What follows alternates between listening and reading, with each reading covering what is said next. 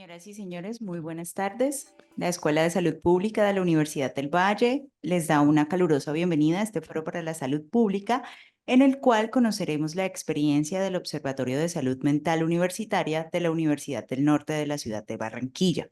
Recordemos que los foros para la salud pública son espacios académicos que permiten el encuentro entre la academia, la sociedad civil y los diferentes sectores sociales, el gobierno, para generar discusiones abiertas, propositivas y claras sobre temas de interés para la salud pública.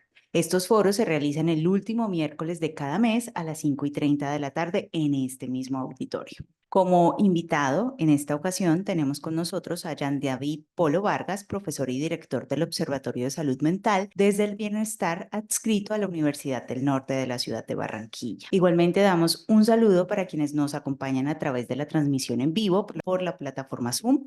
Dicha transmisión cuenta con la interpretación en lengua de señas colombianas a cargo de los estudiantes de práctica del programa académico de interpretación para sordos y guía e interpretación para sordos ciegos. Esto en articulación con la política de inclusión de la universidad es algo que se está implementando. Llevamos ya, este es el segundo foro que cuenta con este servicio y a ellos les queremos extender todo nuestro agradecimiento por participar de este foro. A continuación se dirige a ustedes el profesor Edgar Johnny Muñoz de la Escuela de Salud Pública de la Universidad del Valle. Bueno, muy buenas tardes a todas las personas presentes. Muchas gracias por venir a pesar de la lluvia. Para la Escuela de Salud Pública y para la Maestría de Salud Pública es muy importante el fortalecimiento de estos espacios que están destinados a investigar y a aportar un poquito a la salud mental dentro de el campus universitario y para la población universitaria. Entonces, profesor Jean David, pues bienvenido. Muchas gracias por haber aceptado la invitación. Le dejo el espacio. Buenas tardes a todos, todas las personas que están presentes el día de hoy. Eh, pues primero agradecer a la Oficina de Extensión de la Escuela de Salud Pública por esta importantísima invitación a una universidad que tiene todos mis afectos como la Universidad del Valle, tanto afectos intelectuales como afectivamente puro. Y en particular pues al doctor Edgar que me ha estado acompañando, guiándome por todos los laberintos de la ciudad de la Sultana del Valle. Hoy les vengo a abordar un par de temas, de pronto como para aportarles o construir un poco sobre una experiencia que hemos estado acompañando, que hemos estado estableciendo en la Universidad del Norte, y son los observatorios de salud mental. ¿Cuál es la propuesta? ¿Cuál es el marco referencial que tenemos? Un poco también el manejo que se le ha dado a nivel de método, que creo yo que es bastante importante en ese asunto. Y a partir de ello, pues abrir al debate. Yo pues soy barranquillero, soy costeño y suelo ser una ametralladora. Entonces, si en algún momento sienten que voy muy rápido, que voy bastante alejado, es cuando me saquen la bandera roja, me hacen señas, me dicen alguna cosa, no hay ningún problema. Esta es la propuesta que les traigo para mostrarles. Vamos a hablar un poco de los objetivos del observatorio. Me dedicaré un poquito más al modelo conceptual y el modelo teórico que estamos nosotros construyendo. Un poquitín los temas de impacto, los instrumentos, algunos de los cuales, pues como decía en el caluroso almuerzo que tuvimos el día de hoy, estamos ahora mismo bajo revisión también psicométrica, porque una de las cosas que nos estamos encontrando es que hay muchas pruebas de las que se han usado durante mucho tiempo que no están respondiendo a las necesidades psicométricas de hoy, que hay algunas pruebas que no se comportan como dice el artículo que se comporten, y bueno, creo que también hay suficiente en los debates para ilustrar el punto de que el asunto parece cargarse bastante a que a veces la gente falsea los datos y este tipo de cosas. Las características de las poblaciones que hemos dado y un poco cómo manejamos los datos y el asunto de la estructura finalmente del observatorio. La idea que nosotros estamos tratando de construir es aportar, ante todo, desde la evidencia empírica, una propuesta que me dé el sistema de información en salud mental y bienestar. Aquí hay una idea que voy a estar trabajando en varios momentos, y es que hoy por hoy la mirada que se tiene del bienestar tiende a ser una mirada más que todo de lo patológico. Es más, cuando uno mira las estadísticas, los datos sobre salud mental, parece que estuviera hablando de no salud mental, de enfermedad. Porque ¿cómo está la salud mental? Depresión, ansiedad, muerte por suicidio, pero es poco lo que se habla de otras cosas. Ojo, desde ya lo digo, es importante hablar de depresión, es importante hablar de ansiedad, es importante hablar de los índices de suicidio, es vital estar pendiente de eso, pero no es lo único que hay que hacer. Y por eso a esto nosotros le hemos puesto el asunto del bienestar para que ante todo sirva para construir planes y políticas públicas. ¿A qué estoy haciendo referencia con esto?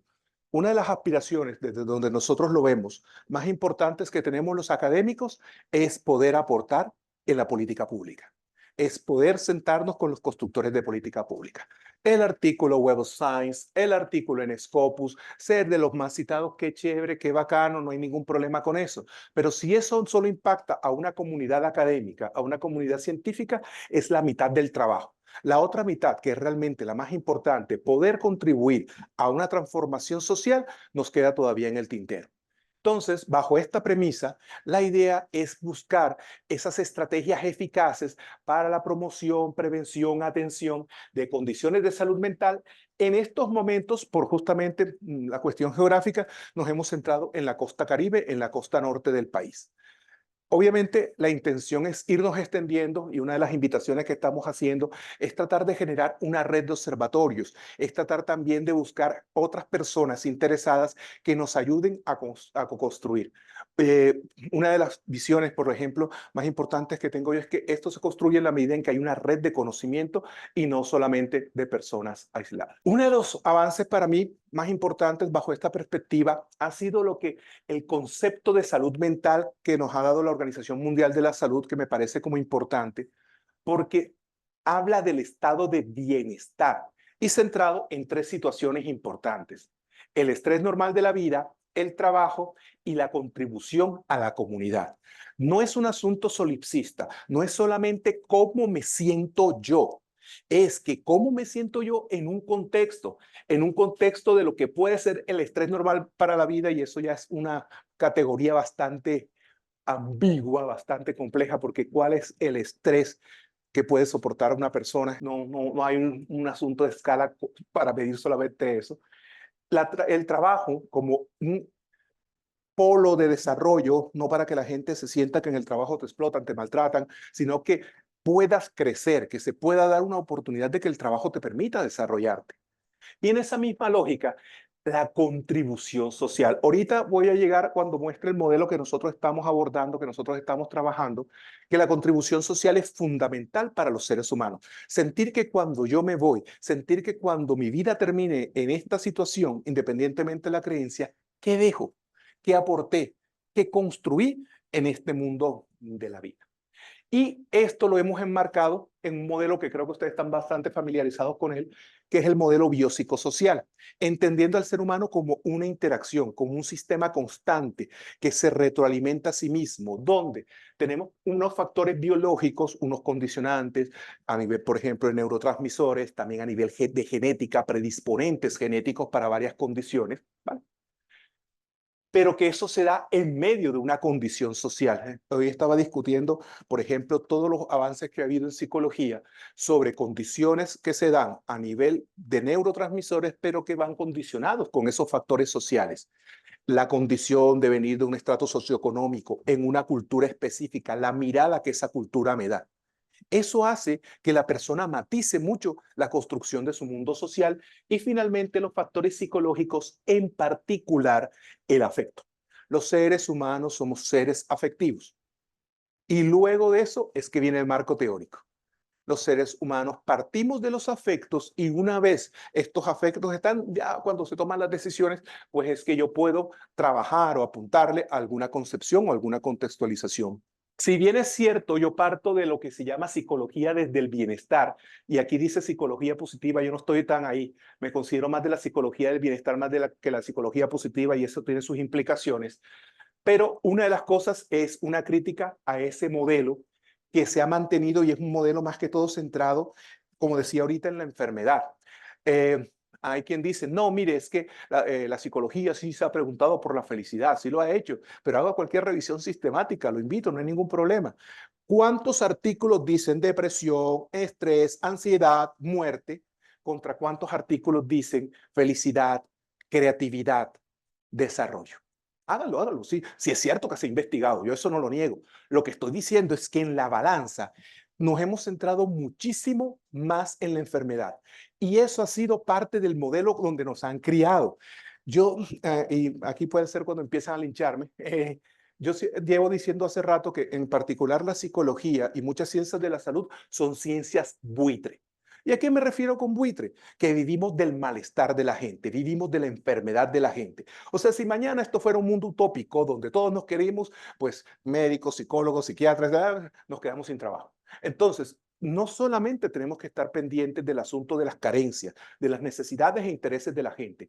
Además de eso, no estoy diciendo que eso se reemplace, una invitación es transformar ese modelo a una perspectiva abierta y que también tenga esos factores protectores o esas condiciones que me permitan una construcción de un mejor mundo. No es solamente quejarnos y mostrar que esto está mal, esto está mal, esto está mal, sino qué se puede hacer para que esto esté un poquito mejor. También esos acercamientos a resultados positivos. Cuando se han hecho mediciones sobre esto, se ha trabajado muchísimo en algunos tips, y ojo, que eso hay que seguirlo con un rigor científico, hay que tener un rigor bien hecho. Ahorita les mostraré, por ejemplo, que en el equipo que yo tengo matemáticos, por ejemplo. Entonces, para cualquier cosa, vienen mis pruebas de hipótesis. Y yo, por ejemplo, funciono con un modelo popperiano, o sea, yo no compruebo hipótesis, sino que las falseo, que es lo que debería pasar en ciencia. A mí me hacen siempre ruido esos artículos de que hipótesis 1, 1 más 1 da 2, hipótesis 2, 2 más 1 da 3. Y investigación, hipótesis 1 comprobada, hipótesis 2 totalmente comprobada. Hay algo raro. Y hay varios artículos que se han dedicado a revisar investigaciones y algunos hablan de un 60-70% de falseo de datos. Es importante que haya un rigor de método y haya un rigor en los cálculos y en los sistemas que usted usando investigación cuantitativa o cualitativa.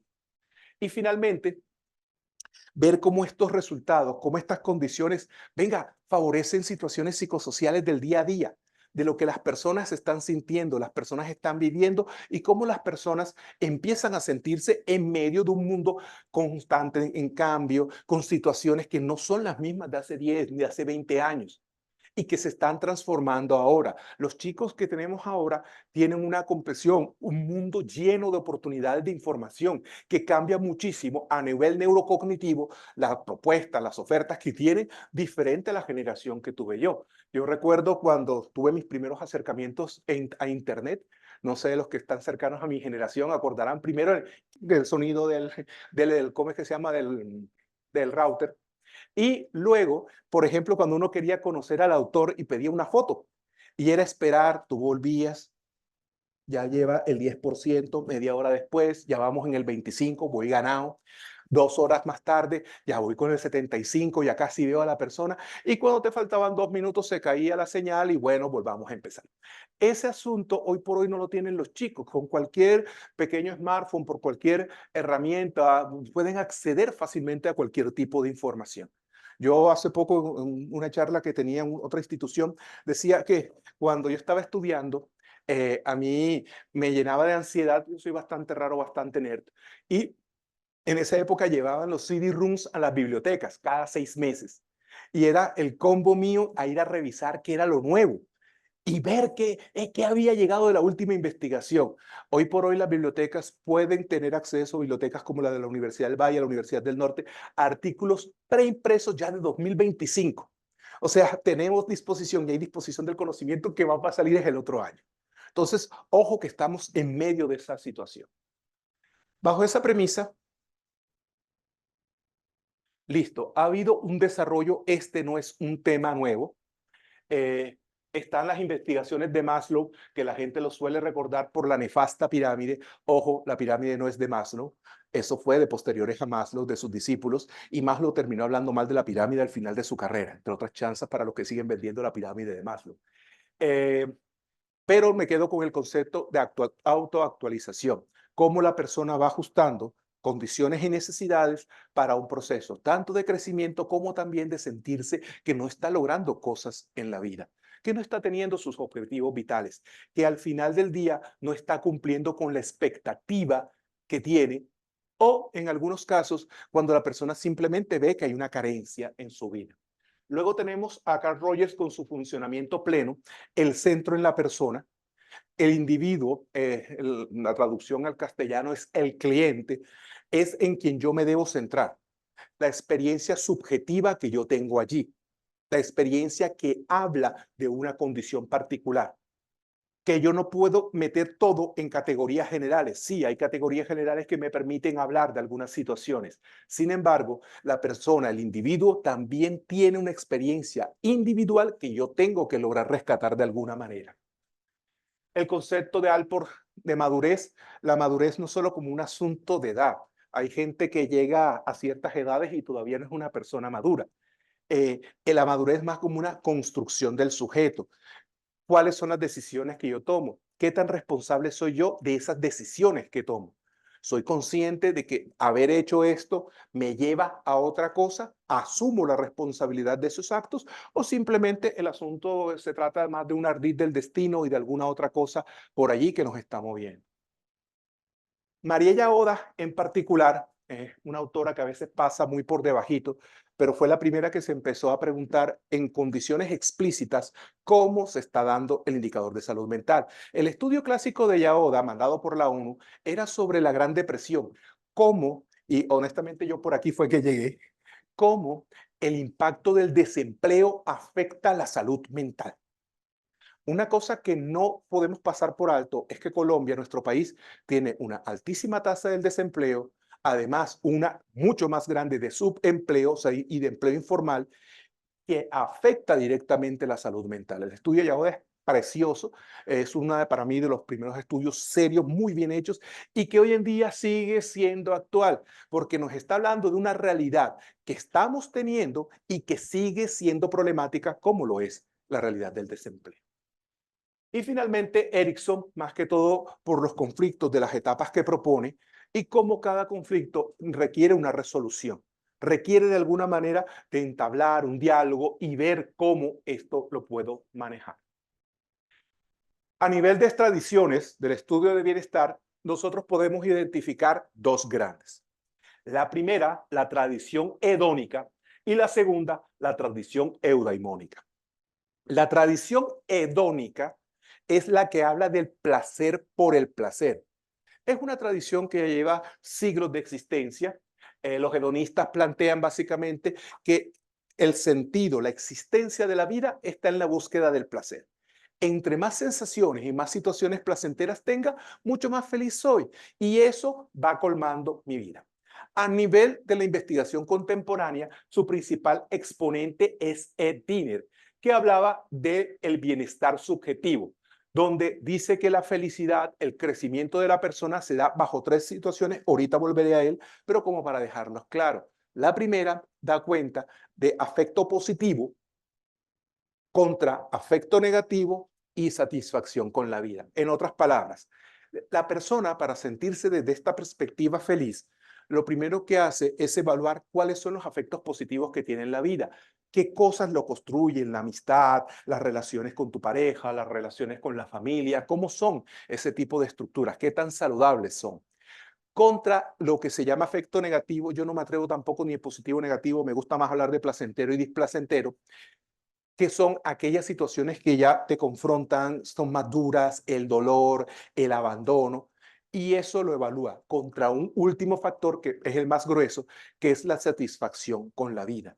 Cuando tú te preguntas de frente, mirándote a los ojos, esta es la vida que yo soñé vivir, estas son las condiciones que yo quería tener. Este es el trabajo que yo soñaba, esta es la realidad que yo quería. Y eso es lo que dice Diner, que al final te da esa condición de bienestar subjetivo.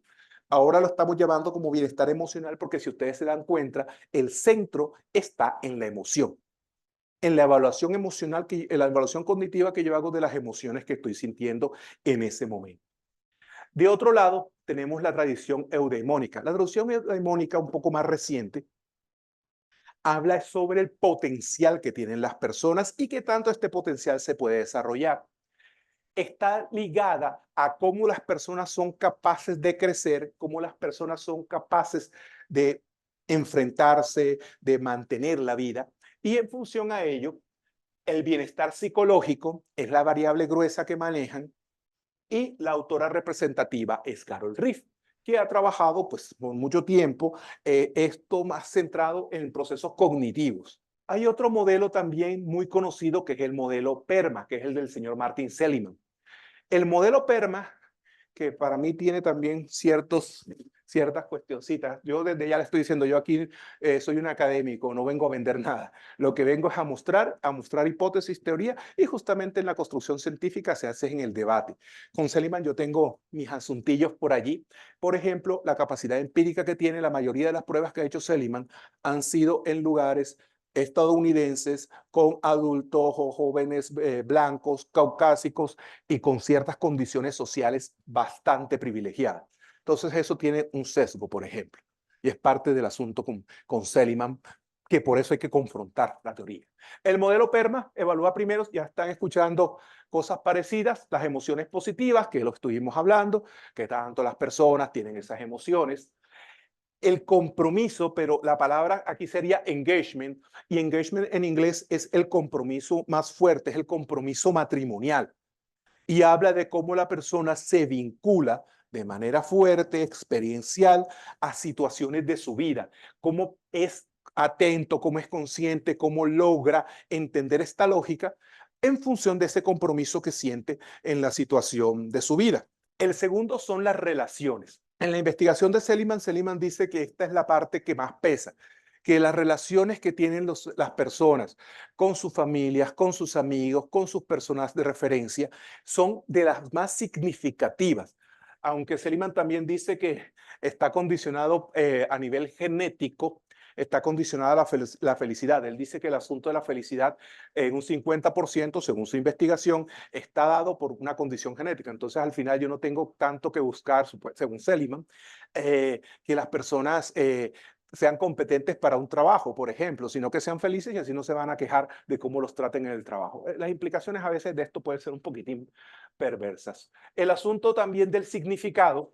¿Cuál es el sentido y el significado de las cosas que yo estoy haciendo, de las cosas que estoy viviendo? Por ejemplo, ¿por qué estoy aquí? ¿Cuál fue esa toma de decisiones que me llevó a este momento, a este lugar experiencial de mi vida? ¿Cómo esto me ayuda o no me ayuda a crear ese mundo que yo estoy queriendo dar? Y finalmente, ese logro que se da cuando yo miro mi vida y digo, venga, ¿qué he logrado yo? ¿Cuáles han sido esas situaciones significativas? ¿Cuáles son, desde esta perspectiva, puntos de inflexión que me han ayudado a manejar o a trabajar este tipo de condiciones? Hay otra perspectiva que es el bienestar relacional de White. Esta perspectiva es más sistémica. Si ustedes se notan, la perspectiva de Seligman se centra mucho en el individuo. Esta habla un poquitín y se nutre mucho del modelo sistémico de Bronfenbrenner. Es una perspectiva interesante. Y es que las personas no somos aisladas, no somos soberanos, no somos independientes, sino que nos forjamos, nos construimos en contextos sociales y en situaciones e interacciones específicas, donde yo infiero en el medio, pero el medio también me cambia y me transforma a mí. Y es una relación doble vía. Bajo esa misma perspectiva, esta viene ante todo, esta propuesta, de la psicología social y del modelo ecológico, como decía ahorita de Bronfenbrenner, con aquello de microsistema, exosistema, y ahorita vamos a ver cómo lo lee desde esta perspectiva el modelo, acordándose en particular que Bronfenbrenner y el equipo luego agregaron una de las variables más importantes para cualquier situación de salud mental: tiempo. Una de las variables más importantes es tiempo. ¿En qué momento evolutivo, en qué condición se dio, en qué situación se va y cómo se mueve en el tiempo? Yo a mis estudiantes de psicología les suelo decir que la base de la psicología, el corazón de la psicología es la psicología evolutiva. Porque cuando tú tienes claro los procesos evolutivos, lo otro entra en ese contexto. No es lo mismo estudiar a un niño de 10 años, una niña de 10 años, en un contexto X, pero con sus 10 años, con condiciones a nivel de cognición, a nivel cerebral, a nivel de desarrollo biológico, que esa misma persona, 10 años después, con 20 años, ese mismo contexto, pero que ya tiene otras herramientas y otras situaciones. Y a partir de esto podemos sustentar o podemos apostarle que el bienestar está asociado a un entramado de relaciones que tiene la persona dentro del contexto donde se está desenvolviendo. ¿Qué quiere decir esto? Yo no entiendo o no pudiera entender desde esta perspectiva el bienestar aislado de la persona, sin entender su familia, sin entender su contexto de barrio, sin entender el contexto de la ciudad donde se está desenvolviendo. Entonces, si se dan cuenta, este modelo me habla de cómo se da la relación del sujeto, pero a partir de necesidades, de condiciones, la interacción que tiene con otras personas en la condición de bienestar que pueden dar y además cómo se dan en esa interacción. Muchísimas gracias.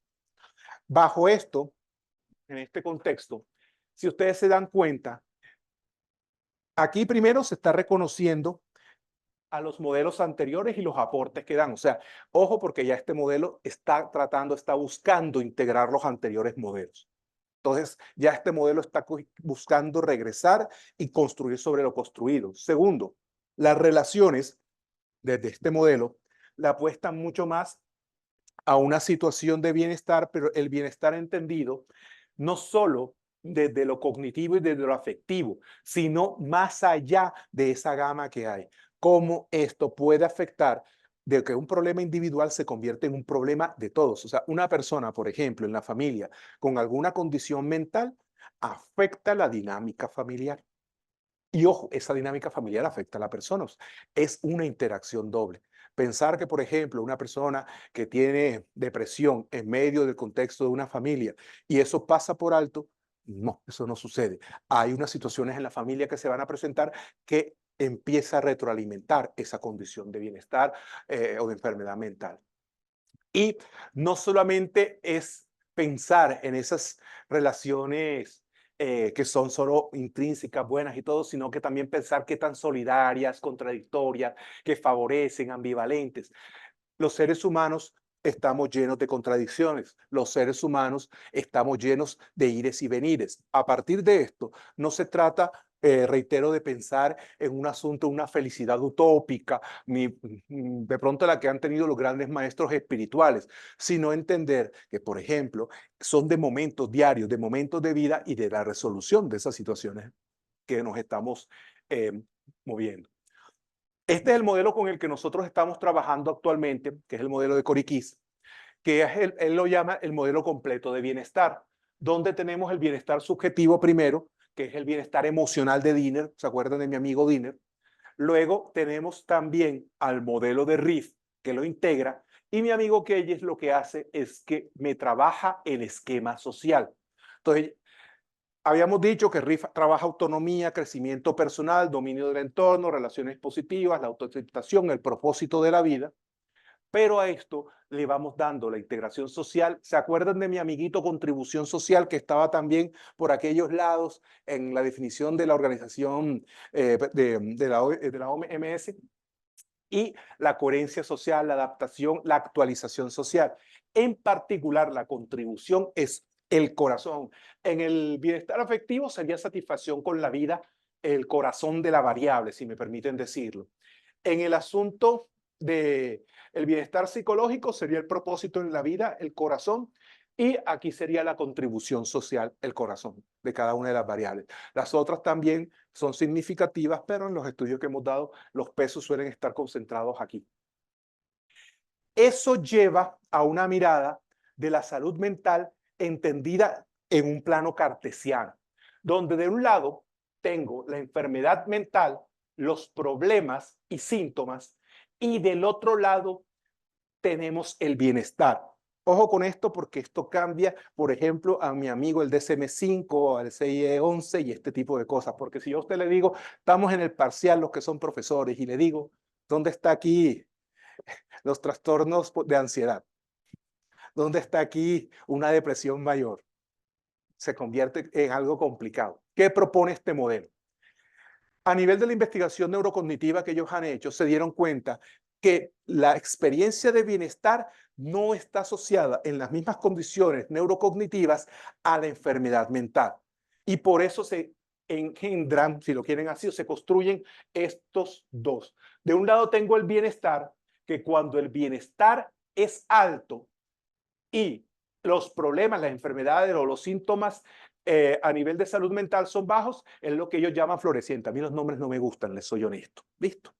Pero son las categorías y además como la idea aquí, sí, si no está mirando este video el señor Keyes, que es muy amable conmigo, el asunto es ante todo vender libros porque estas categorías usted lo pone en la portada del libro y se venden. Pero bueno, él me ha dicho que a veces tampoco está muy de acuerdo y Seligman sí peleó cuando le pusieron a su libro, era algo así como el manual de la felicidad o algo por el estilo, que él no estaba de acuerdo con ese título.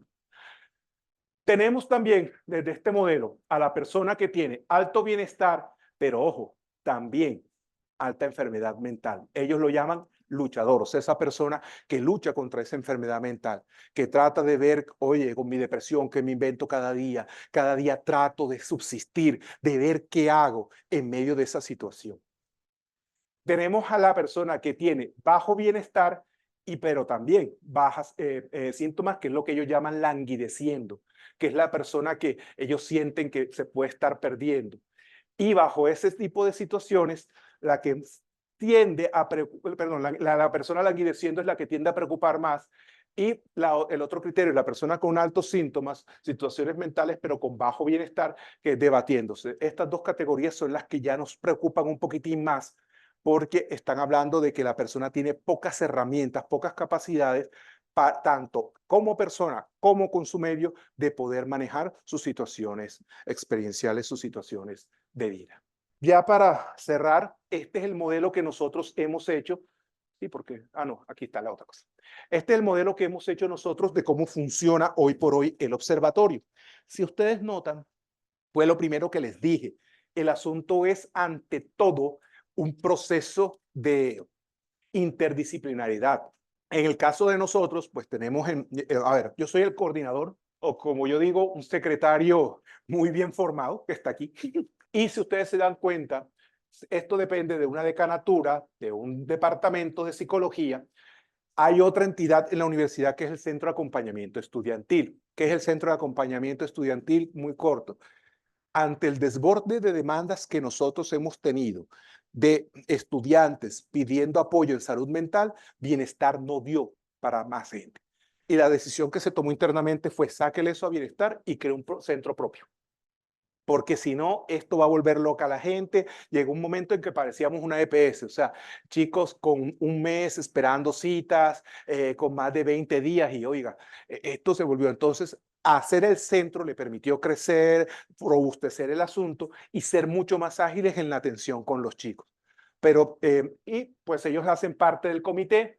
Y el resto, como decía, psiquiatría, enfermería, comunicación social. ¿Por qué comunicación social? Me preguntan siempre. Porque es que a veces, como decía ahorita en el almuerzo, hacemos cosas muy bacanas, muy chéveres, pero nos las contamos entre nosotros mismos. Y bacano que nos las contemos, pero a veces es, y para mí, indispensable socializarlo afuera, llegar a los medios de comunicación, porque es lo que ven los pelados, porque es lo que ve la comunidad en general.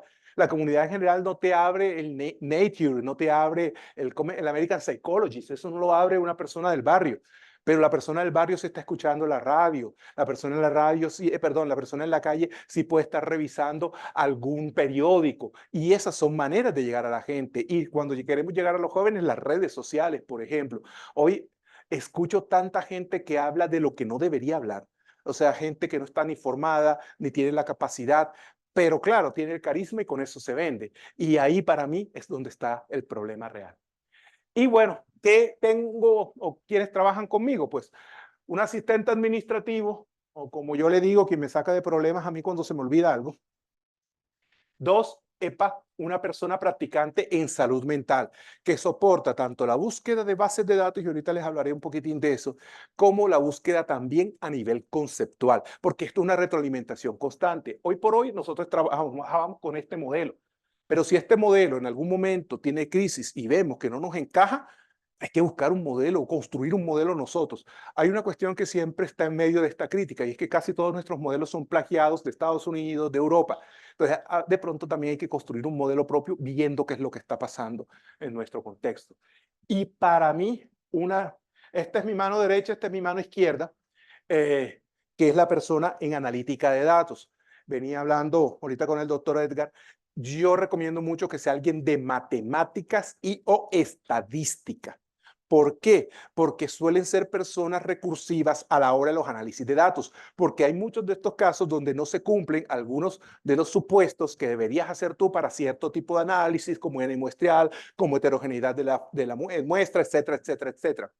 A partir de ello, pues a veces hay gente que se sabe 3 o 4 análisis y ya en cambio los estadísticos, matemáticos son mucho más recursivos y venga, hay un análisis que están trabajando en esto, hay algo, por ejemplo, todo lo que se está dando con inteligencia artificial, hay análisis que están desarrollando a partir de ellas más complejos y que te pueden ayudar a veces con condiciones de muestreo un poco más complejos y ellos lo saben hacer. Entonces, pues pregúntale al experto.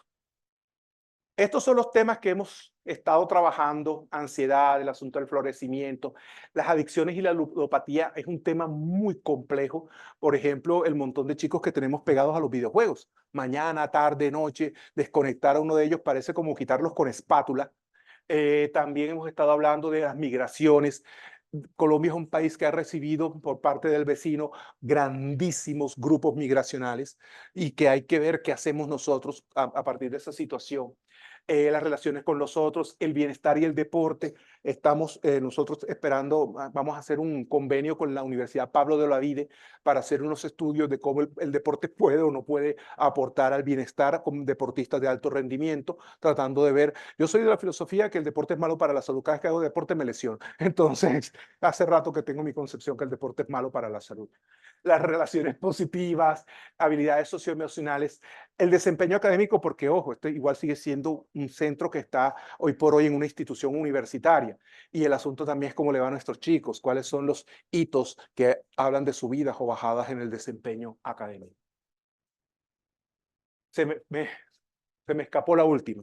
La última diapositiva era sobre el tratamiento de datos. Nosotros estamos trabajando con 3 tipos de datos. Primero, bases de datos libres. Normalmente, ¿quiénes son estas personas? El DANE. ¿Quiénes son estas personas? La ONU es muy generosa en eso, la OMS también lo suele ser. Y pues ya ellos vienen, nos mandan las bases de datos anonimizadas y nosotros lo que hacemos es que corremos otros análisis a partir de las recomendaciones del marco teórico y a partir de las recomendaciones de los estadísticos para ver qué puede encontrarse o qué relaciones no se han visto hasta ese momento. 2, investigaciones hechas por otros.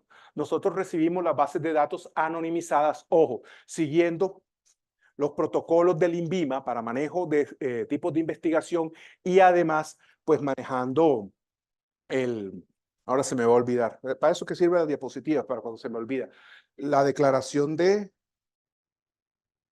bueno, me acordaré en algún momento de mi vida, probablemente en el avión, que también habla sobre la protección de las personas dentro del contexto de cualquier investigación con humanos. Y la tercera ya son investigaciones propias, que lo que nosotros estamos haciendo es que cuando se hacen este tipo de investigaciones, el sistema, si es bajo un formato electrónico, vuelve aleatorio enseguida a la persona. O sea, yo no sé quién es, no puedo identificarla. Solo me da unos datos sociodemográficos a la hora de los cruces o si vamos a ver algún tipo de relación. Aquí es ante todo importante proteger en todo caso y en todo sentido. Yo soy también, entre mis otras muchas cosas, que también puedo estar vendiendo empanadas y deditos, soy miembro del comité de ética de la institución donde yo trabajo y soy cuidadoso con ese tipo de cosas. Por ejemplo, de buenas intenciones decía mi abuelita que está lleno el camino al infierno.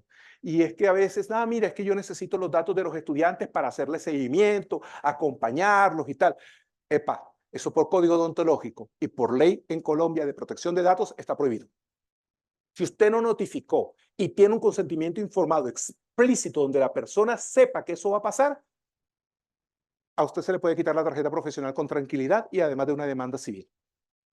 ¿Por qué? Porque es proteger a la persona, que la persona no se sienta como un sujeto de experimento que usted trata de fusionar y de trabajar.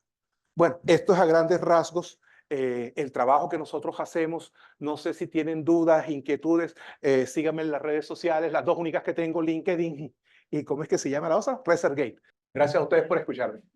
Tenía una pregunta, gracias. cuando muestras las categorías de bienestar que tienen en cuenta para ese trabajo en la universidad, me preguntaba si los análisis que estás haciendo los estás haciendo por cada una de esas variables o han considerado, ya que tienes matemáticos y estadísticos, una variable compuesta. ¿En qué sentido, disculpa? Por ejemplo, tienes bienestar subjetivo y me dices, tiene aspectos negativos, positivos, satisfacción. Tienes bienestar psicológico y tienes, yo no recuerdo si eran Sí, como sí, unas 7 categorías adicionales. Imagino que cada una de esas te quiere decir algo en particular, pero al final tú estás hablando de bienestar. Entonces me preguntaba si se podría generar, por ejemplo, un indicador compuesto que diga bienestar general compuesto No, por sí, cada uno. justamente, esto es para estudio, pero al final lo que me hace, porque entre otras cosas me dan la oportunidad, y gracias por la pregunta, de algo novedoso que estamos haciendo nosotros. Y es que nosotros ya dejamos tirado hace rato el esquema tradicional de los test. Ya nosotros no estamos promediando, que es uno de los problemas grandes cuando usa psicometría. Hoy por hoy sabemos que el asunto es por ponderación, porque los reactivos, llámese, las diferentes preguntas que tú tienes, pesan diferente a la hora que tú haces el análisis. Entonces nosotros estamos trabajando a partir de ponderaciones y ahí es cuando yo te digo cuál está pesando más, pero esto es lo que es bienestar social, por decirte algo.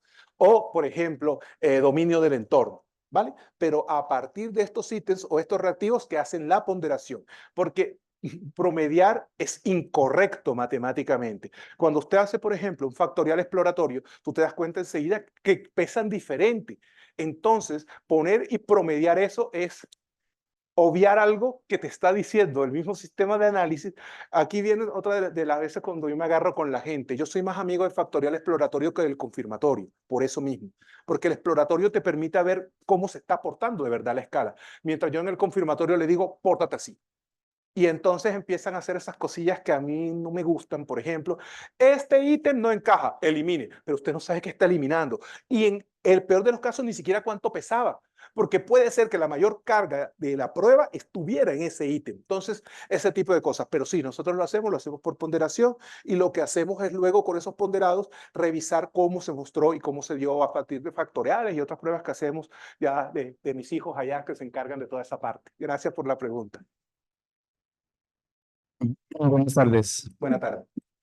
Interesante el enfoque que le da al marco conceptual y el marco teórico, contrario a lo que normalmente conocemos. Yo soy médico, no soy psicólogo, y en medicina igualmente el enfoque que le damos es desafortunadamente desde la patología y no desde del bienestar. Sin embargo, me llama la atención en la última diapositiva que hay 12 eventos, digamos, que serían objeto de la observación. ¿Cómo miden la felicidad y cómo miden las relaciones positivas? Gracias. Gracias por la pregunta. Cuando yo mostré ¿cómo es que se llama? La diapositiva sobre el modelo de Keyes, hay unos reactivos, eso se mide por autoinforme. Sin embargo, por ejemplo, una de las cosas que queremos hacer más adelante es análisis de redes sociales. Entonces, hoy por hoy, autoinforme. Nosotros pasamos las escalas y a partir de ello estamos evaluando cómo se mueven ambas situaciones. Sin embargo, para investigaciones futuras, eso lo estamos pensando para más adelante, queremos hacer análisis de redes sociales porque una cosa es lo que me reporta la persona a partir de lo que ella cree, de lo que ella está interpretando, y otra cosa puede ser también cómo se da esta interacción fuera de su contexto social. Pero es eso, hoy por hoy es por autoinforme, por los reactivos que nosotros tenemos para esa parte, para esas preguntas. Profesor, muchas gracias por la presentación. Como un par de preguntas, pues como nos ha hablado este modelo, que yo entiendo, pues intenta como dentro del observatorio, pues explorar tantas variables. Yo quería preguntarle si dentro del observatorio utilizan alguna escala o algún instrumento que esté pues validado, o esto que usted nos comentó es que ahorita están intentando hacer como un cuestionario, una escala que quieran validar, o ya están utilizando otras que ya hayan sido validadas para tal fin. Ahora mismo nosotros estamos validando la escala corta en Colombia, ya está validada en español. Sin embargo, como siempre, yo tengo mis dudas sobre algunos procesos de validación. y con permiso del profesor Keyes, estamos validando la escala corta de bienestar. Es que la escala larga, gente, a ver, bienestar subjetivo tiene 20, 25 reactivos, vayan sumando. Afecto positivo tiene unos 15, 16. Afecto negativo lo mismo. Sigan sumando. Mi adoración por lo linda que es y cómo se porta psicométricamente esa escala es satisfacción con la vida porque solo tiene 5 reactivos, pero se porta las mil maravillas. Y bienestar social, bienestar psicológico tiene 30 y bienestar social tiene otros 30. Entonces, cuando la gente termine de contestar eso, pues ya no tiene bienestar, o sea, ya tiene una ira fuerte hacia mí y probablemente sentimientos de odio y algo por el estilo. La escala actual tiene 30 reactivos. La estamos probando para ver cómo se comporta y ver si realmente tiene el mismo medio. Ya corrimos una primera prueba con estudiantes, pero los estudiantes son una población particular. Estamos corriendo un segundo estudio que es con trabajadores y vamos a ver cómo se portan en ambos momentos de la escala y en función de ello, pues la idea es publicar un informe sobre, esa es la escala base ahora. Sin embargo, hay otras escalas que nosotros estamos probando para ver cómo se portan, porque un poco lo que estábamos conversando hoy en la hora del almuerzo, nos hemos encontrado que muchas de las escalas tradicionales, ya bastante antiguas, por no decirles otro nombre, no están resistiendo los análisis psicométricos actuales. Entonces estamos buscando escalas nuevas o replantear algunas de ellas para ver cómo se comportan. Pero la escala base hoy por hoy es la escala de bienestar. Y ahí, por ejemplo, estamos planeando un estudio en colegios en el sur del departamento del Atlántico y nuestra intención es además un par de escalas sobre hábitos de estudio, por ejemplo. Queremos ver también cómo se dan las relaciones familiares, hablar una escala específica para eso y en eso estamos. No sé si había otra pregunta. En la transmisión a través de Zoom, preguntan, ¿cómo se vincula el trabajo de acompañamiento estudiantil con el trabajo realizado desde el observatorio? Lo pregunto ya que aquí trabajamos desde la consejería estudiantil buscando apoyar el éxito académico de los estudiantes, teniendo en cuenta que es difícil acoger todos los factores que aquejan a los estudiantes. Entonces, ¿sirve para medir el nivel de alcance o es un proceso más de acompañamiento integral? Es un proceso de acompañamiento y de recomendaciones. Nosotros somos más un órgano consultivo y le hacemos recomendaciones al CAE sobre situaciones que pudieran ellos también atravesar. Igual eso es un asunto doble vía. El CAE también tiene y aplica sus instrumentos. Ellos también tienen y nos han facilitado su base de datos que nos ayuda a manejar, a interactuar con esa toma de decisiones. Pero es un proceso interactivo y que busca ante todo tratar de contextualizar mucho las intervenciones o focalizar en núcleos específicos a partir de las necesidades que los chicos estén presentando. Entonces, sí, eso responde la pregunta. Buenas tardes, doctor. Bueno, primero me presento María Teresa Varela de la Universidad Javeriana. Me acompaña la profesora Natalia Cadavid, también profesora de psicología, y Maribel Carreño, directora del Centro de Bienestar. Muy interesante su presentación y vinimos desde el otro lado de la ciudad, justamente porque estamos trabajando en algo muy parecido, solo que estamos parados desde el modelo de determinantes sociales de la salud mental. Estamos trabajando salud, bienestar, salud mental, pero digamos con más fuerza lo de salud mental, pero intentando hacer una apuesta, digamos, que se mueva un poco del foco sobre el individuo a también pensar los aspectos contextuales que hemos encontrado en nuestro estudio que están determinando incluso mucho más que lo individual esos asuntos de salud mental, con una aproximación muy similar de dar cuenta de salud mental positiva y no solamente de problemáticas de salud mental. Entonces, muy interesados en posibles contactos. Nosotros tenemos un estudio que terminamos en 2022 con 4.240 personas de la universidad, 3.000 y pico estudiantes de pre y posgrado y casi 1.000 trabajadores de la universidad, profesores administrativos, con un gran apoyo institucional porque pasó de ser un proyecto de profesores a convertirse en una estrategia institucional de salud y bienestar, desde rectoría, vicerrectorías, planeación institucional. Entonces eso hizo que se pudiera hacer como con ese alcance, permiso en salones, en reuniones, y se ha derivado allí una estrategia institucional de intervención. Entonces nos interesaría mucho posibles contactos. Estamos explorando mejores formas de medir el bienestar. Creo que lo hicimos mejor en otras variables que en bienestar. Obviamente lo que usted decía, la cantidad de preguntas cuando uno intenta dar cuenta de todos los aspectos, pues nosotros sí que afectamos el bienestar porque incluimos casi 270 variables.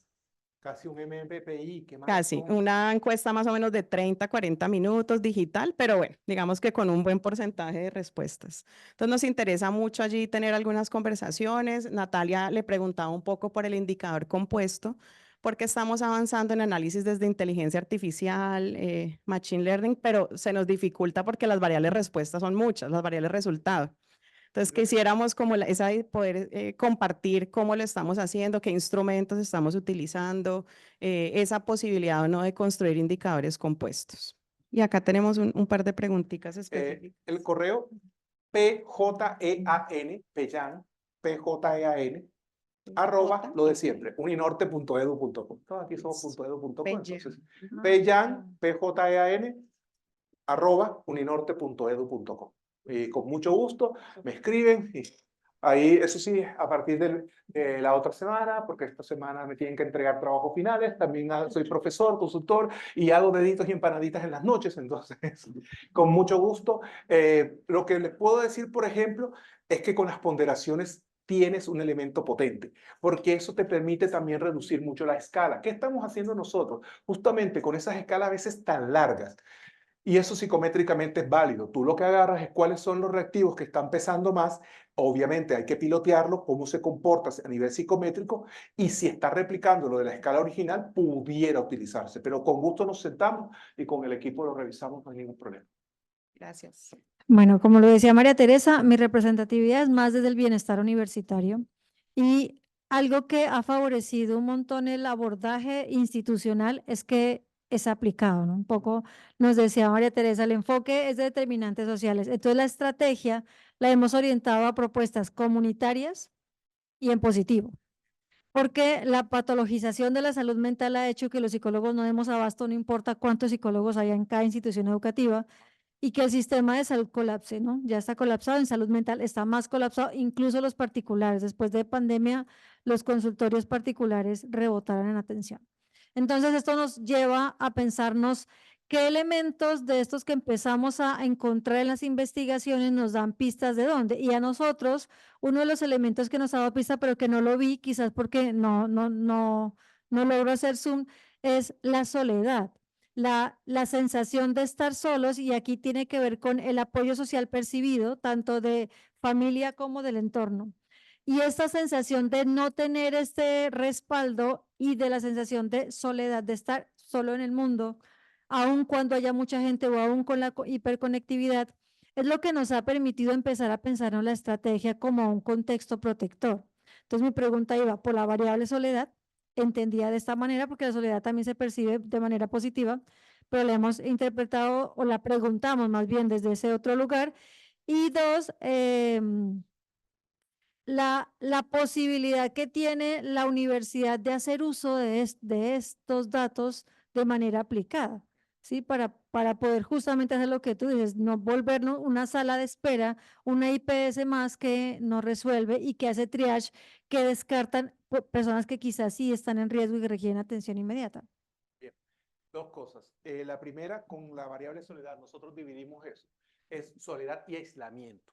Entonces, la soledad vista como un fenómeno constructivo en la medida en que tú tienes introspección y revisas cómo está tu situación experiencial, cómo va tu vida. A aislamiento, que en palabras castizas, si me lo permiten, es cuando no te sientes ni acompañado contigo mismo. Entonces, eso primero lo hemos dividido nosotros. ¿Qué ha pasado? En el modelo que nosotros estamos teniendo ahora, todavía no nos aparece, porque ¿qué nos aparece a nosotros? Más que todo conflictos a nivel social.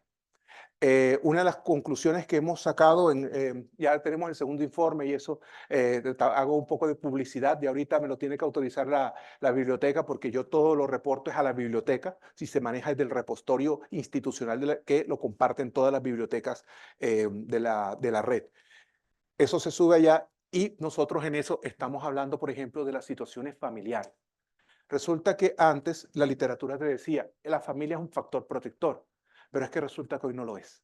hoy es un factor estresante y al contrario, lo que nos dimos cuenta durante la época de pandemia es que los chicos decían cuándo regresamos. Y ojo, no porque el profesor Jean David sea muy chévere, bacano en sus clases, qué bonito el profesor Jean David, sino porque era para ellos el escape de situaciones conflictivas y durísimas en sus casas. Entonces, a nosotros por lo menos esa es la parte que más estamos trabajando y tratando de ver cómo hacemos estrategias porque con las familias no es fácil. Con las familias no es fácil porque esa famosa frase es que a mí me criaron a mí, así me trataron y así, miren lo bien que estoy. Pues ahí es un poquín complicado. Entonces, eso es lo que hemos estado trabajando nosotros. Sí hemos encontrado una situación fuerte de aislamiento, pero es más, y obvio, eso tiene que ver con los factores del desempeño académico, por eso lo que viene centrado por allí es que, ¿qué va a decir en mi casa mi papá, mi mamá, el día en que le llevo una materia perdida? El día en que le llevo una situación de que perdió un parcial. Y nosotros hemos tenido varias situaciones de intentos de suicidio y, por ejemplo, una cosa que estamos haciendo mucho es capacitando a los vigilantes, porque nos hemos dado cuenta que el primero que llega a la situación siempre es un vigilante de la institución.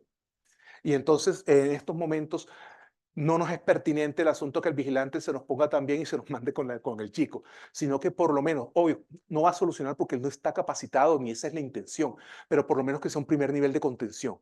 Y si es de la ruta que nosotros tenemos, porque ya hay una ruta establecida, se ha socializado, venga, ¿a quién tienes que llamar a esta hora para que ayude? Pero por lo menos quédate con el chico, que la persona te vea, hey, mírame a los ojos, estoy contigo, quédate conmigo, y sea contención hasta que venga alguien que pueda trabajar con la persona. Eso ha sido. Entonces, eso. Y con lo segundo, eso, pues, la parte de las estrategias que nosotros estamos tratando de apostarle, porque sí entendemos que no es un asunto individual. O sea, yo no hago nada sentándome, y es por eso, por ejemplo, yo no soy psicólogo clínico, yo soy psicólogo organizacional. Por algo el psicólogo organizacional es el que maneja el observatorio, porque mi mirada no es una mirada solamente individual, sino es que es una mirada de la persona en medio de un contexto en interacción. Entonces no hago nada sentándome con el chico, afronta, maneja esto, y cuando llega a la casa me lo están esperando con una tranca para partirle la cabeza. No, eso no funciona de esa manera. Entonces es más el modelo que nosotros estamos utilizando. ¿Alguien más? Sí, tenemos otra pregunta acá. Dice, excelente presentación, profesor. Actualmente estamos trabajando en la Universidad del Valle con un estudio multicéntrico con Brasil, precisamente evaluando indicadores de salud mental positivos en estudiantes de enfermería y medicina. Quisiera saber si dentro del observatorio han explorado el papel que tiene la literacia o alfabetización en salud mental. ¿Tiene alguna referencia sobre la identificación de determinantes específicos de la salud mental positiva?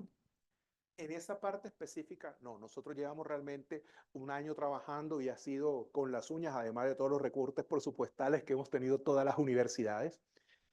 Eso lo tenemos pensado para el otro año.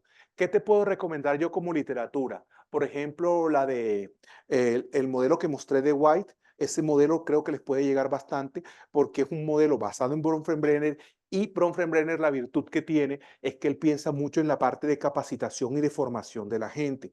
También los invito a leer un poco lo que han estado haciendo el difunto premio Nobel en economía, Daniel Kahneman, y además de lo que ha hecho Richard Thaler, que ellos han, ojo, trabajado alfabetización económica. Sin embargo, los resultados que ellos muestran en cuanto a cómo se da la mejora de la calidad de vida, las técnicas, por ejemplo, del nudge, del empujón, creo que les pueden servir también como parte de herramientas concretas para mejorar este tipo de condiciones. Buenas, yo tengo acá el poder, poder del micrófono.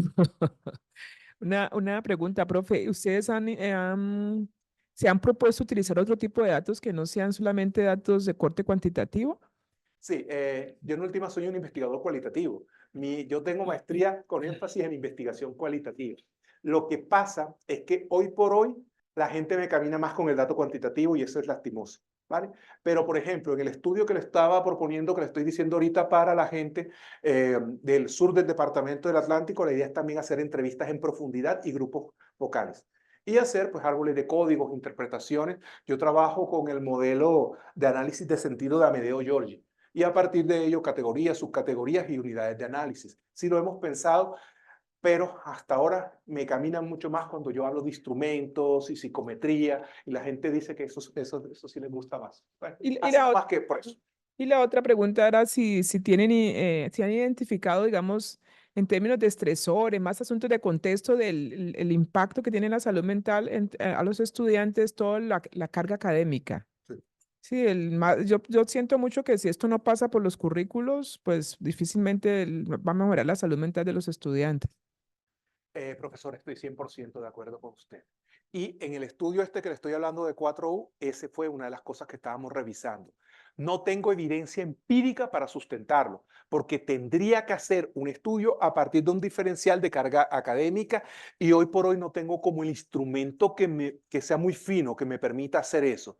Sin embargo, a la hora de los análisis, de las demandas, de las veces que han ido a consulta, etcétera, los estudiantes, una que encontramos como constante es el asunto de la carga académica. Y hay que sentarse a dialogar de esto. Y más porque hay un asunto clave aquí, es qué es lo que debe saber un estudiante de pregrado. Porque a veces, y con todo respeto, a nosotros los profesores venimos del doctorado y pensamos que lo que yo aprendí en 3, 4, 5 años de doctorado se lo tengo que enseñar a este chico en un semestre. Y no, esa no es la idea. Debo generar unas competencias básicas en lo posible, que queden bien formadas, que tenga fortaleza conceptual y fortaleza a la hora de la aplicación, pero ponerse a veces con un temario de 200 temas y además exámenes de memoria.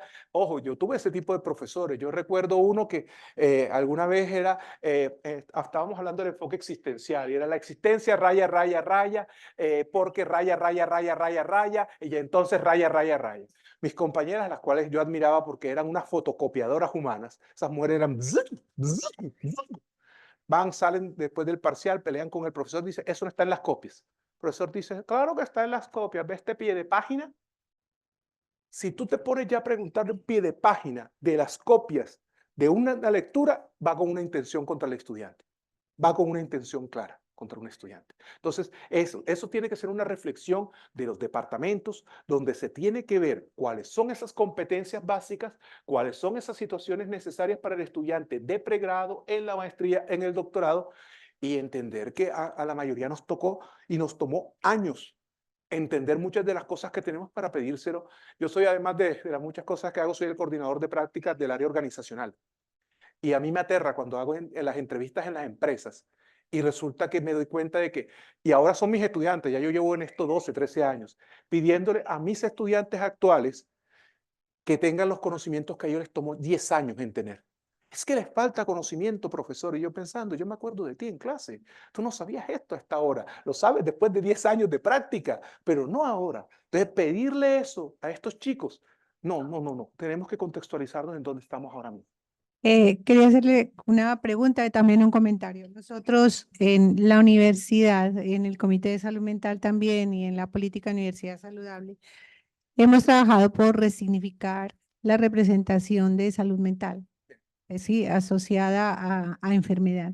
Necesariamente hemos tomado el concepto de sufrimiento psíquico, ¿sí? No necesariamente sufrir lleva a enfermar. Y eso es lo que hemos estado trabajando, inclusive hemos hecho unas rutas saludables y unas rutas que de no ser saludable pasa al sufrimiento psíquico y de sufrimiento psíquico pasaría a la enfermedad mental. También hicieron una pregunta sobre la investigación en salud mental positiva que está en camino, que se está haciendo. No sé si usted conozca el instrumento de María Teresa Lush de salud mental positiva, que retoma el modelo teórico del modelo teórico de Yaoda, que también se centra en esto del bienestar. Quería comentarle eso porque lo estamos haciendo. Me encanta que venga a reafirmar esta postura que ha sido muy difícil, abrir ese camino en esa representación y en esa resignificación. Y lo otro también, que para nosotros es importante corporizar la salud mental, o sea, bajarla al cuerpo, porque si sufro, si me duele, si tengo una tensión, se estructura en mi cuerpo. Eso también lo hemos trabajado. Y la pregunta es, ustedes tienen el observatorio, tienen unos datos, tienen unos resultados, ¿cómo devuelven eso a la universidad? ¿Lo devuelven en cómo? ¿En qué estrategias? Dos cosas muy puntuales. Bueno, voy a lo primero. En efecto, esto no es fácil. Y no es fácil porque a todos nos educaron con el modelo del mundo fue y será una porquería, ya lo sé, desde el 503 hasta el 2000 también, siglo XX, cambalache. Y no es fácil porque además, y esto es una discusión que tengo con colegas, amigos, porque hay una mirada sesgada. A mí me dicen, no, es que esta psicología del bienestar tiene un contenido político y las otras también, y respondieron a unas situaciones que se necesitaban en ese momento. O sea, dígame la primera teoría en particular en ciencias de la salud, ciencias sociales, que no esté amarrada a un contenido político. Dígame la primera para saber, por lo menos esta, no, todas están en un contexto y en una situación. La cuestión es dónde nos quedamos y qué tanto podemos desarrollar. Esa sería la primera cuestión. En cuanto a cómo se devuelve, hay dos situaciones. Yo cada semestre saco un informe y ese informe se socializa. Es más, ahí tengo un par de entrevistas de prensa que me están esperando en Barranquilla, porque la idea también es llegar a los medios de comunicación para que la gente entienda y sepa qué es lo que está pasando y qué potenciales ayudas tiene, qué herramientas y qué soportes puede tener. Y bajo ese mismo contexto está la segunda estrategia, y es hacer recomendaciones. La universidad le está invirtiendo, en el caso de Uninorte, a la salud mental, igual que todas, muchísimo esfuerzo. Creo que todos estamos aquí justamente porque es algo que nos está inquietando, que nos interesa y que queremos mejorar. Entonces, lo que nosotros estamos haciendo es recomendaciones, como decía ahorita, de protocolos, ideas. Mi deseo, mi intención es ir más allá. Por ejemplo, hay un proyecto de inteligencia artificial que estamos buscando para soportar, porque claro, no da soporte. Podemos tener 20.000 y van a ser 20.001 las demandas que tengamos. Entonces, ver cómo a partir, por ejemplo, y eso es un proyecto que todavía estamos maquillando por ahí, a partir de modelos de ChatGPT, yo puedo programar, y ojo que ya hay algunas pruebas de eso, y resulta que el ChatGPT es más empático que los psicólogos y es más cercano. Hay una investigación sobre eso bien interesante. Entonces, como para dejarlo, los psicólogos me sigan pateando. Nada, quisiera como escuchando las preguntas, escuchando la pregunta de Janet también y retomando lo que les decíamos que estamos haciendo, la mirada desde determinantes sociales. Eso ha sido importante porque hemos podido poner el dedo en la llaga en lo estructural, que es lo que tiene que cambiar en las universidades, no solo para los estudiantes, sino también para profesores, directivos. Entonces, por ejemplo, carga académica, intentamos construir un indicador como un proxy a partir de los créditos matriculados de las horas de clase. Ha sido difícil porque cada programa de pregrado y de posgrado es distinto, pero con eso logramos, digamos, identificar como cargas extremas y encontrar asociaciones con estrés, con ansiedad, con depresión en algunas carreras. Y eso ha sido muy importante en términos de la acción que se puede derivar de la investigación, porque es decirle a los programas, venga, usted puede hacer el taller para el manejo de tiempo, que el estudiante haga ejercicio, tiene un supercampus, pero si usted no revisa el currículo, pues la cosa no cambia, y hemos podido rastrear con estos semestres, programas específicos donde la carga pareciera más alta. Entonces creo que esa mirada, incorporar esas variables nos va a permitir no solo evidenciar que tenemos temas de salud mental importantes, sino, digamos, redireccionar las intervenciones hacia temas más estructurales en las universidades que pueden tener un mayor impacto. En el caso, por ejemplo, de colaboradores, hemos hecho una apuesta grande por condiciones de trabajo, carga mental, desbalance vida-trabajo, demandas de la jornada, incluso utilizando la batería de riesgos psicosociales y mostrando una adaptación, pero intentando encontrar asociaciones, y la mayor fuerza está allí, ¿sí? Ahí, digamos, los profesores y los directivos académicos tienen mayor carga mental y tienen más afectada su salud mental. Los administrativos tienen otros retos. Pero, por ejemplo, hemos hecho otra apuesta importante, y es a los profesores que son de planta, preguntarles, digamos, el porcentaje de destinación a funciones y construir un indicador de fragmentación de la labor docente, ¿sí? ¿Qué tan concentrado está en solo docencia o está muy fragmentado? Y hemos encontrado, por ejemplo, que los profesores que además hacemos investigación, servicio, gestión, pues tenemos una mayor carga mental, una mayor fragmentación, y eso, por ejemplo, es importante a nivel institucional porque la carga, digamos, de trabajo no depende solo del profesor, o no depende solo del directivo, o las condiciones que están asociadas a administrativos no depende solo de ellas. Y si, por ejemplo, se revisa a nivel institucional, no hemos hecho un avance como quisiéramos, pero al menos está mostrado, digamos, con la evidencia, que hay condiciones de trabajo que son, digamos, del resorte de la dirección de la universidad, que se pueden modificar, y eso tendría un impacto grande, porque los datos, por ejemplo, en salud mental, pues son peores en estudiantes que en trabajadores, pero dentro de los trabajadores los profesores son los más afectados. Entonces, digamos, mirando los indicadores negativos de salud mental, pero también los positivos, hemos logrado mostrar que predicen más asuntos que son del contexto universitario, tanto laboral como académico, y del contexto social como lo familiar, el apoyo social, las condiciones de la vivienda, del barrio, la percepción de seguridad, que incluso algunos asuntos que son más del individuo. A mayor demandas y mayores condiciones. Hay dos modelos que son los que pelean a nivel de diseño del trabajo. El modelo de Baker y de Meruti, que es el de demanda-recursos, y el otro que es el que nosotros usamos, que es el modelo de Morgeson. El modelo de Morgeson es un poco más comprensivo, es más grande. Y lo que dice el modelo de Morgeson es que hay ciertas categorías, ciertas estructuras en particular, la baja autonomía, la poca especialización y las indumentarias y condicionamiento. Hay un artículo que tengo publicado del 2012 que se llama así, Diseño del trabajo contra satisfacción con la vida. Y nos encontramos, por ejemplo, que hay 3, 4 factores muy concretos que me explican una varianza del 24% de la satisfacción con la vida. Por ahí. Eso es que ahí me tocaron ir a la vena entonces. Bien, ¿alguien más por ahí? Sí, a través de la transmisión preguntan, buenas noches, profesor, muchas gracias por su presentación. Una pregunta, ¿el observatorio o la universidad hace algún seguimiento o abordaje a estudiantes con DX psiquiátricos que no se adhieren a los procesos diagnósticos, psiquiátricos que no se adhieren a los procesos o tratamientos que puedan implicar un riesgo individual y colectivo? A ver, la institución sí hace seguimiento, pero en este sentido tú no puedes obligar a nadie a llevar tratamiento. O sea, yo tampoco puedo tomarte por el cuello a menos que haya una decisión judicial o alguna condición particular que implique tal situación. Entonces, lo que nosotros hemos hecho es acompañamiento hasta donde las personas a veces nos permiten. En ese sentido, por ejemplo, el hospital que tiene la universidad en el municipio de Soledad ha sido una de las estrategias más fuertes que hemos tenido de acompañamiento, de asesoría ya extracampus. Pero reitero, si la persona no se vincula, si la persona no está, se le ofrece de todo, yo tengo que ser honestos, creo que todas las universidades estamos haciendo una apuesta grandísima por ayudar, por colaborar, por meternos con nuestros estudiantes, pero desgraciada o afortunadamente, aquí como a bien lo quieran leer, yo no puedo tampoco ponerle una soga al cuello a alguien y llevarlo y obligarlo porque la cura me resulta peor que la enfermedad.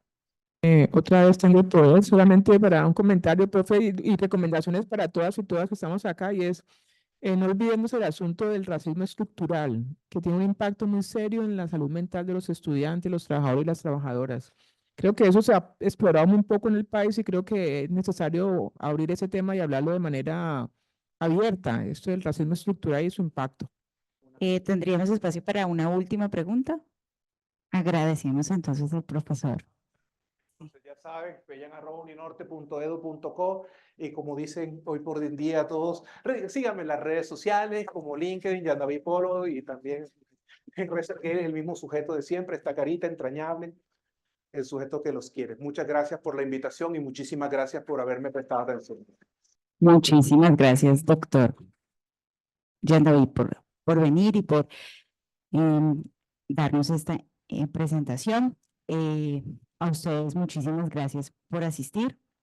Les recordamos que estas actividades las evaluamos a través de un formulario al cual les invitamos a llenar. Es para nosotros muy importante poder evaluar este tipo de actividades y seguir mejorando.